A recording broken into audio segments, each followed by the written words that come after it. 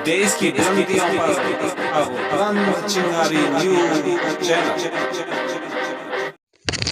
नमस्कार, मैं मनीषा कश्यप और आप देख रहे हैं अपना प्रिय चैनल बुलंद चिंगारी न्यूज चैनल। आज दिनांक 10 अगस्त 2024 को वीरांगना फूलन देवी की 61वीं जयंती के शुभ अवसर पर लोकसभा फतेहपुर के विधानसभा जहानाबाद में जयंती का आयोजन संपन्न हुआ, जिसमें मुख्य अतिथि रामकरण कश्यप, राष्ट्रीय अध्यक्ष भारतीय वंचित समाज पार्टी एवं माननीय विशंबर प्रसाद निषाद पूर्व सांसद ने बारी बारी से सभा को संबोधित करते हुए कहा, बहन फूलन देवी दुनिया की चौथी क्रांतिकारी महिला थीं और उन्होंने अपने ऊपर हुए अन्याय अत्याचार का बदला लिया और 20 राक्षसों को लाइन में लगाकर मौत के घाट उतार दिया। वहीं से फूलन की चिंगारी पूरे देश में नहीं बल्कि दुनिया में फैल गई।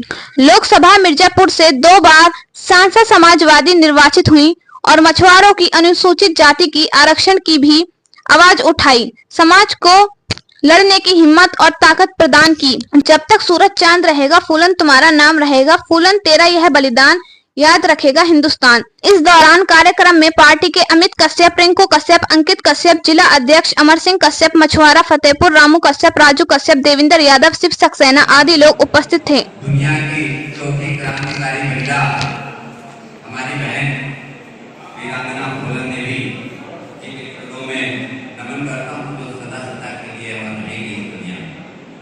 साथियों, देखिए अभी आप लोग समझे नहीं, क्योंकि अभी लोकसभा का जो चुनाव हुआ था, हम इसी संदर्भ में बताना चाहते हैं, क्योंकि आदरणीय सांसद जी बैठे हैं, तीनों सदनों में रहे, लोकसभा में भी, विधानसभा में भी और राज्यसभा में। बहुत बड़ी राजनीति देखी है आपने। ये जो जयंतियों का या महापुरुषों का किसी का भी कोई कार्य किया जाता है, उस कार्यक्रम का उद्देश्य क्या है और हमको कैसे लोगों को इसमें इनवाइट करना है, ये सबका ध्यान रखना होगा, तब जाकर के आपका मिशन सफल होगा। नहीं एक आ जाएगा सारा तुम्हारा ये सब खत्म करके चला जाएगा। अगर ऐसा ना होगा तो थोड़ा चार्ज नहीं पैदा होते, तो थोड़ा चार्ज उल्टा काट लिया फैल होगा। और वही आर्थिक का है, सिंगल व्यक्ति है सबको बेवकूफ बनाना। प्रशासन के लोग भी ध्यान में देखिए, मैं कहना चाहता हूं, इस देश में लोकतंत्र है और लोकतंत्र में सबसे बड़ी चीज क्या है? सत्ता। और सत्ता को पाने का प्रयास अगर आप नहीं करेंगे तो जीवन में किसी चीज को प्राप्त नहीं कर सकते। और सत्ता को पाने का प्रयास हम लोगों ने किया, उसका रिजल्ट है कि जो इंडिया गठबंधन बना, इंडिया गठबंधन में माननीय बाबू सिंह कुशवाहा, रामकरण कश्यप, माननीय अखिलेश यादव और राहुल गांधी सारे लोग मिल करके हम इन लोगों को हटाना चाहते थे, जो फूलन के हथियारों को सेव करके बनाकर अपने पास रखते। हम इन लोगों को हटाना चाहते, जिन लोगों ने फूलन की हत्या कराई और उनको शरण देने वाले लोगों को सत्ता से हटाना चाहते थे, लेकिन हम वहां तक नहीं पहुंच पाए। इसका मुझे खेद है। आज हम बहुत शर्मिंदा हैं कि शेर शिवराणा भी जीता है। हम डरने वाले लोगों में से थोड़ी हैं। हम महर्षि कश्यप ऋषि की संतान हैं और महर्षि कश्यप ऋषि ऐसे नहीं थे। महर्षि कश्यप ऋषि सप्त ऋषियों में सबसे श्रेष्ठ थे, राम के गुरु वशिष्ठ थे और वशिष्ठ के भी सीनियर कश्यप ऋषि थे, उनकी संतान है हम। और हम किसी से डरने वाले नहीं।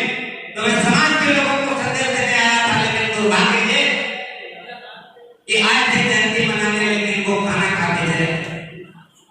यहाँ रुकना पड़ेगा, संघर्ष करना पड़ेगा, और जब तक संघर्ष नहीं करोगे तो तुम्हारा इतिहास में स्थापित नहीं होगा। ये राज, ये धरती है तुम्हारा, और फिर कैसे छिड़ गया। तो इसलिए हम लोग कहते हैं कि जितने भी लोग यहाँ समाज के लोग पहले जो बैठे हैं,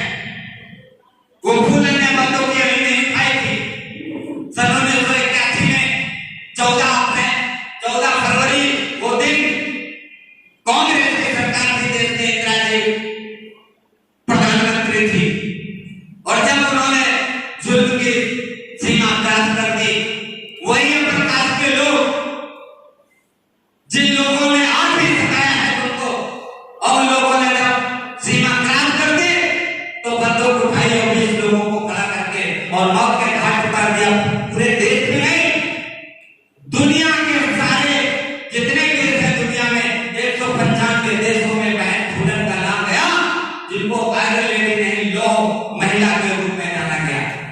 तो हमें प्रेरणा लेनी है, उस बहन से प्रेरणा लेनी है। जब तक तुम लालच नहीं छोड़ोगे और डर और भय नहीं छोड़ोगे, संगठित नहीं होगे और संगठित होकर के संघर्ष नहीं करोगे, तब तक बहन फूलन का सपना साकार नहीं कर पाएंगे।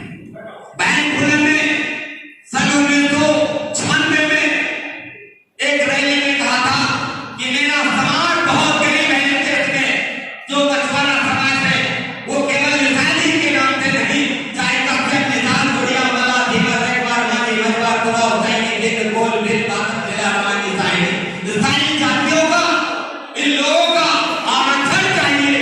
और आरक्षण की जब बात उन्होंने उठाई तो आगे मुलायम सिंह यादव दुनिया में